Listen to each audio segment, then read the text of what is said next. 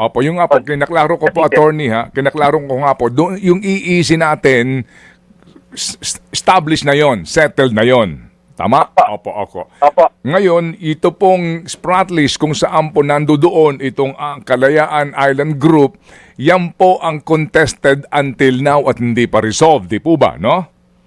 Opo. Oh, yeah. Opo. Klaro yan, ha?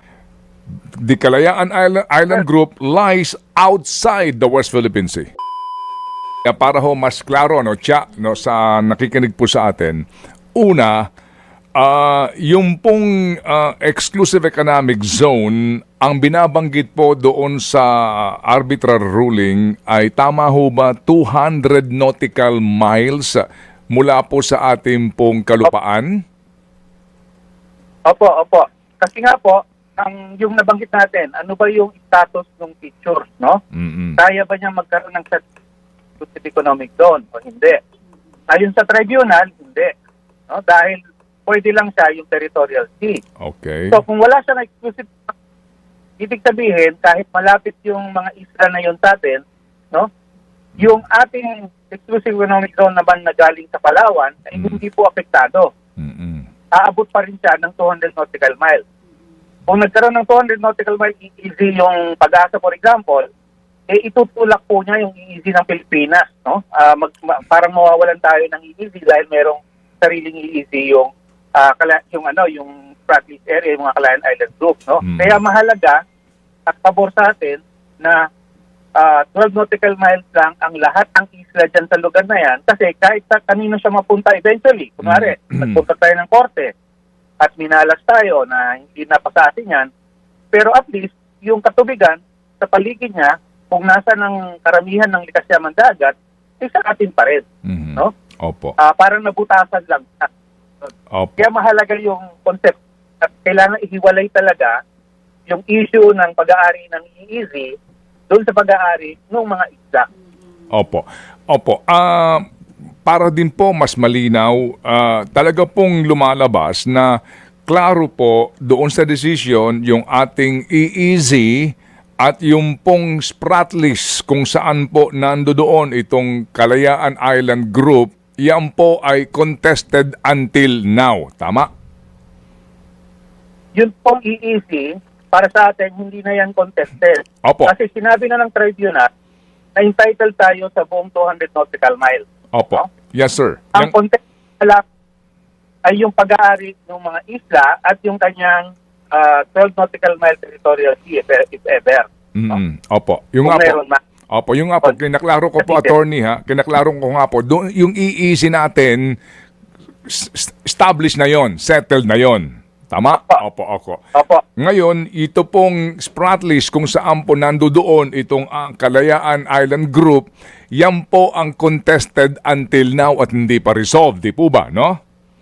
Opo. Oh, yeah. Opo. Klaro yan, ha? Ngayon, dahil nga po yung Kalayaan Island Group na yan, nandiyan po yung municipality po, no, ng Kalayaan, okupado po natin. Kumbaga, sa ilalim po ng umiiral na panuntunan international, tayo po ang may possession nito. So, ang ating claim, atin ito. Opo. Yan, klarong-klaro yan. Ano po? Okay, ngayon, yun ho bang sinasabi na dahil ito labas at may contest nga na hindi sakop kasi po lumalabas na ito po ay higit doon sa 200 nautical miles.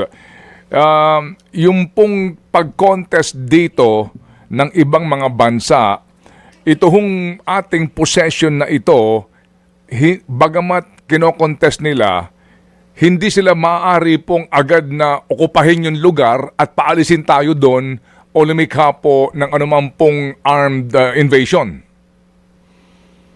Well, una po, no, hindi po konektado yung 200 nautical miles doon sa pag-aari sa isla. No? Iwalay nga po na issue yun. No? Tapos, dahil nga, kumbaga, possession yung ating title doon ngayon, no? Yun yung nag-maintain ng ating title. Kaya pag-aari natin yan dahil nakaposition tayo dyan. No? Oras na makuha pa, ay mawawala yung title na yon, no? Mawawala yung ating sovereignty doon. Sa ngayon, wala pong pumipigil sa ibang bansa na paalisin tayo doon, patalsikin tayo doon by force. Mhm. No? Pan lamang doon sa ating agreement, no, na dapat marisolba ang mga issue na to peacefully. Mhm. Okay? Yan po itong declaration of conduct na tinatawag. No? Kaya committed po ang lahat ng mga partido sa peaceful settlement ito. No? Mm-mm. Walang gamit. Opo. Ang problema nun, siyempre, una, siyempre yung kabila, napakita naman natin no, na hindi siya nagpipigil na gumamit ang dahas, inuunti-unti niya. No?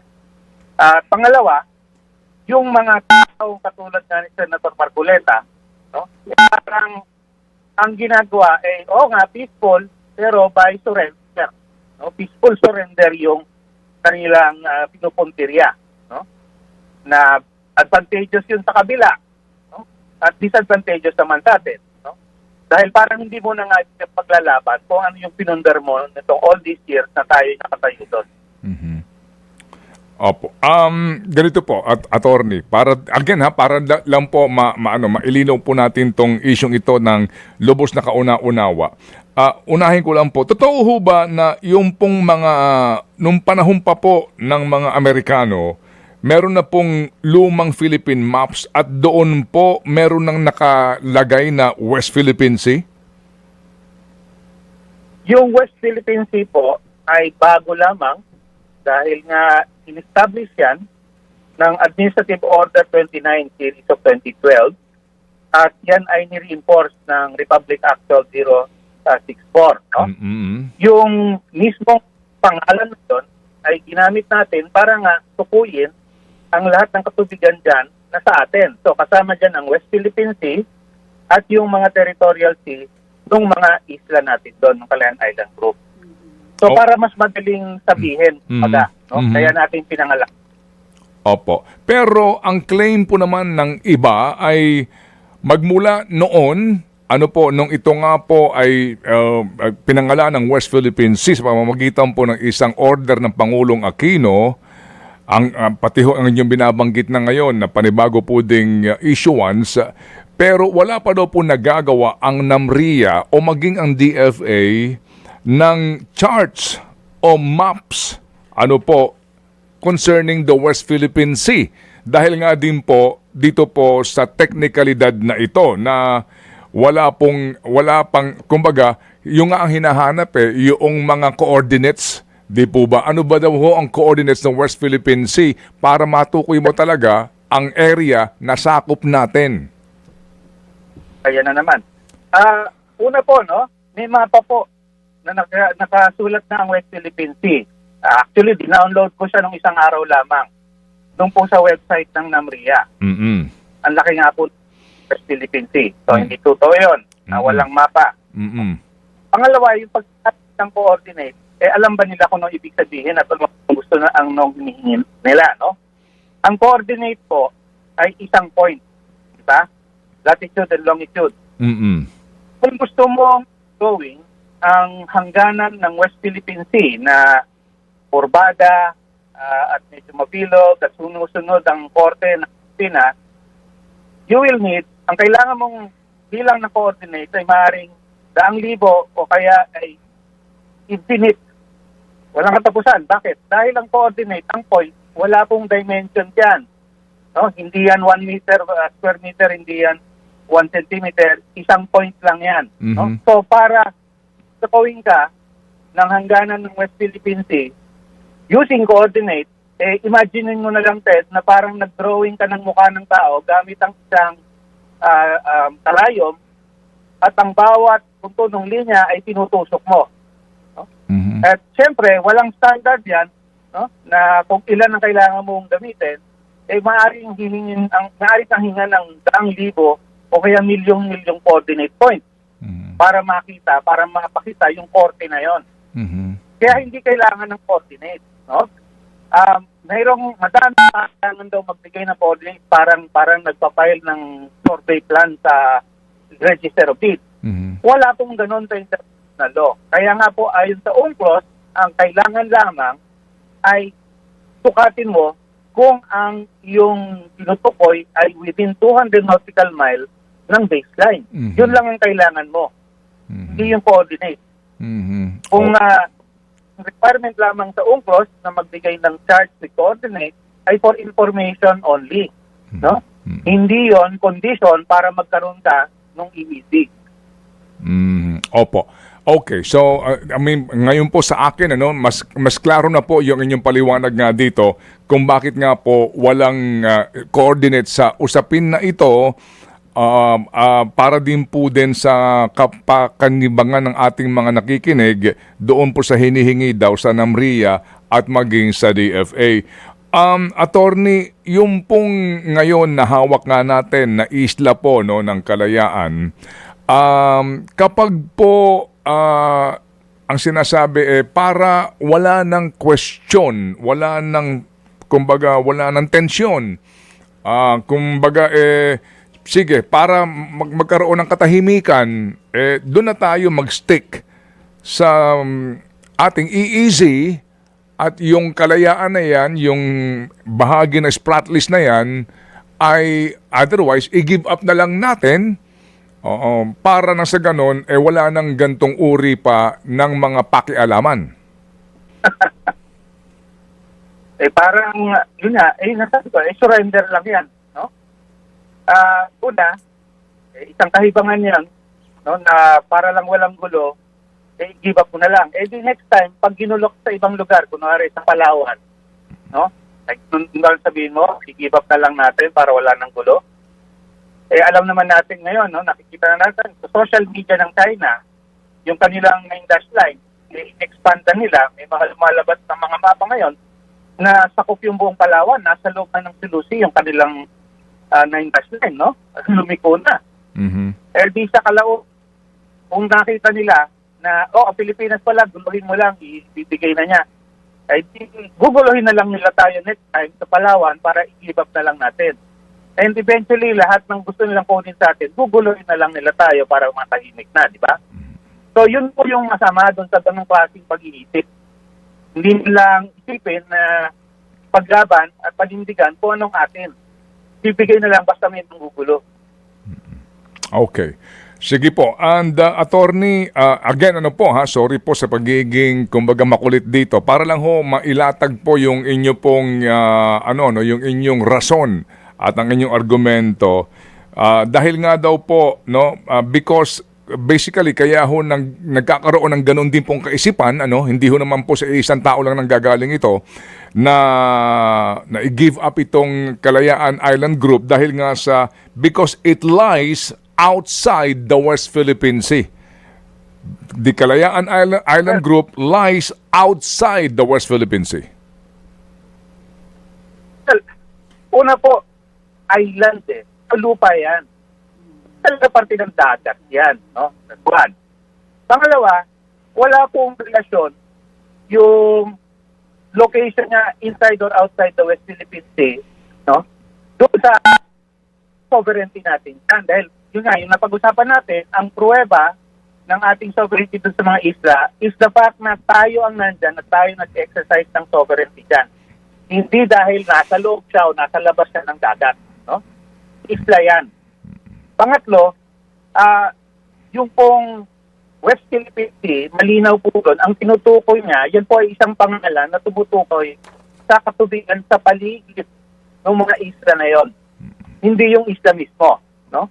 So, ibang usapin, yung ating pag-aari ng isla, ibang usapin, hiwalay na usapin, yung pag-aari ng katubigan niya. Kasi nga, ibang sources of law yan. Karagatan, UNCLOS po yan, nasa ilalim ng UNCLOS yan. Yung pagdating dun sa ownership naman ng mga land territories isla, customary international po ang nag-determine yan. No? A matter of which is not written. No? Hindi kagaya na sa UNCLOS, NEPCT, nakasulat klaro. Pero yung pagdating dun sa pag-aari ng land territory, customary international law po yan. Opo. Okay, sige po. Yan, natahalo. Opo.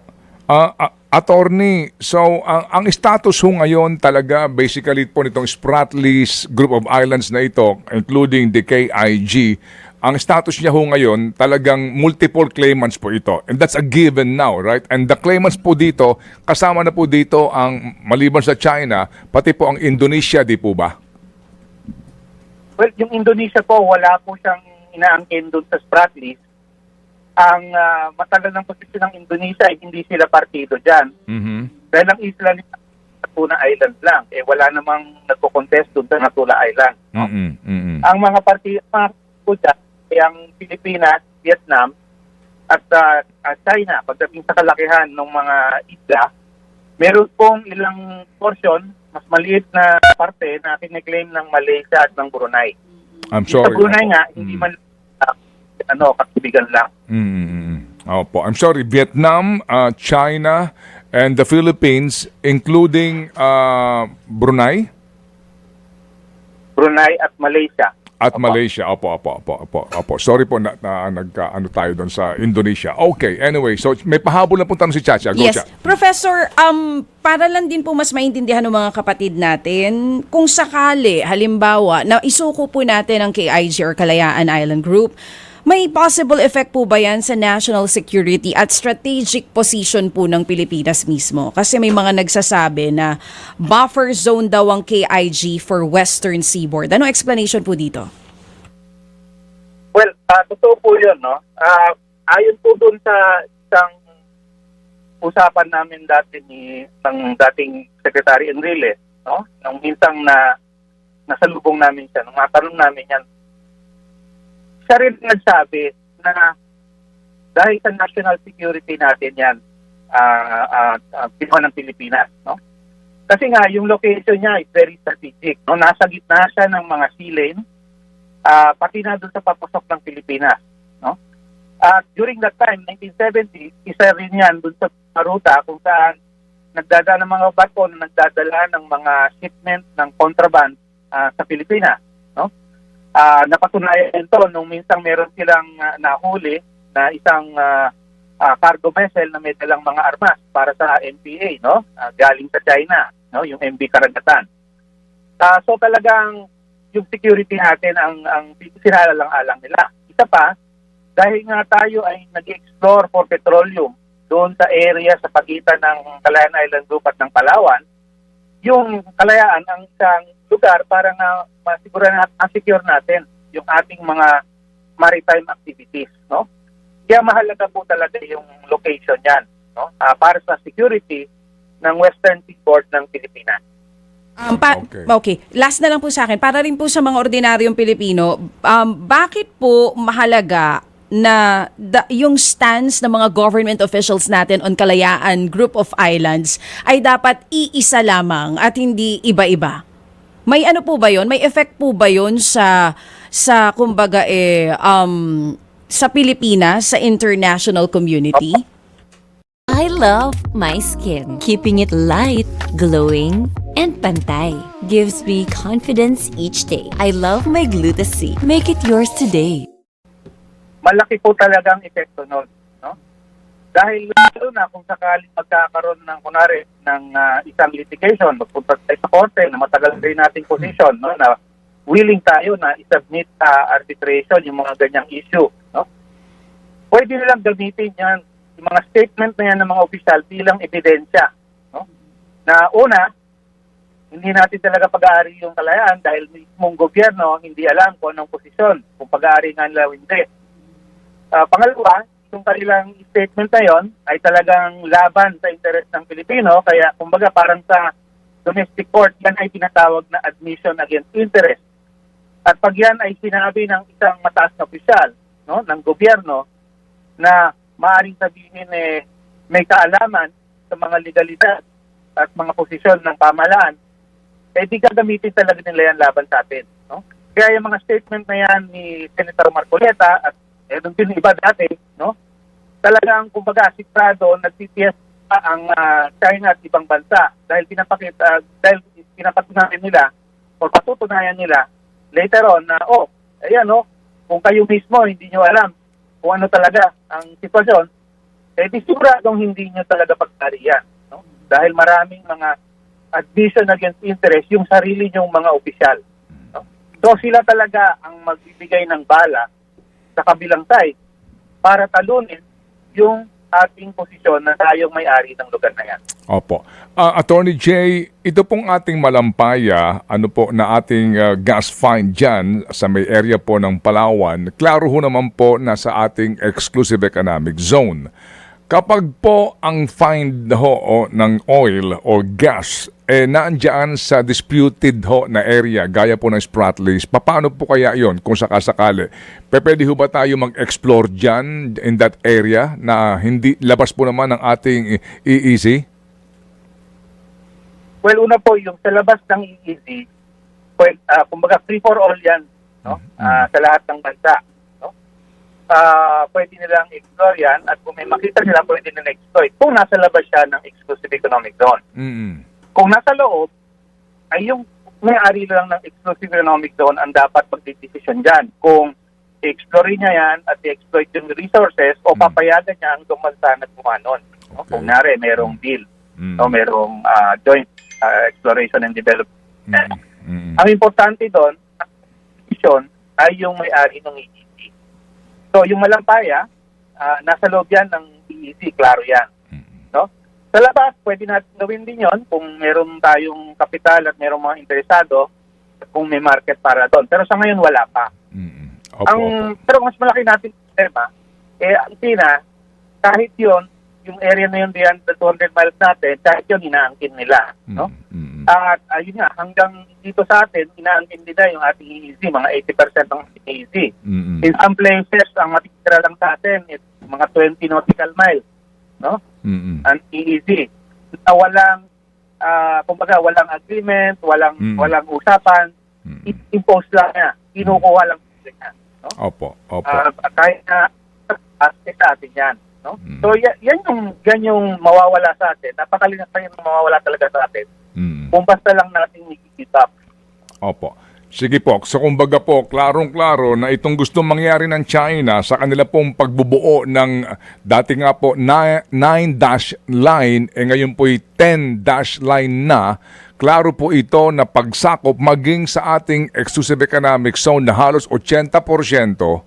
Kasi nga yan po ang kanilang ginagawa ngayon. Wala silang sinusunod na anumang pong panuntunan, pati po itong UNCLOS, ito pong arbitral tribunal po na resulta ho ng ating pong pakikipaglaban doon, hindi nila tinatangkilik o nirerespeto o kinikilala. Opo, totoo po yan. At ang isa pang hindi maganda dyan, kung nag-negotiate tayo para sa UNCLOS at nag-negotiate tayo na magkaroon ng EEZ, kakampi natin ang China. No? Dahil ang dahilan kung bakit nagkaroon ng EEZ ay yung mga developing countries ayaw nilang agawin ng mga malakas na bansa yung sa tabi nila, no? Sa karagatan nila.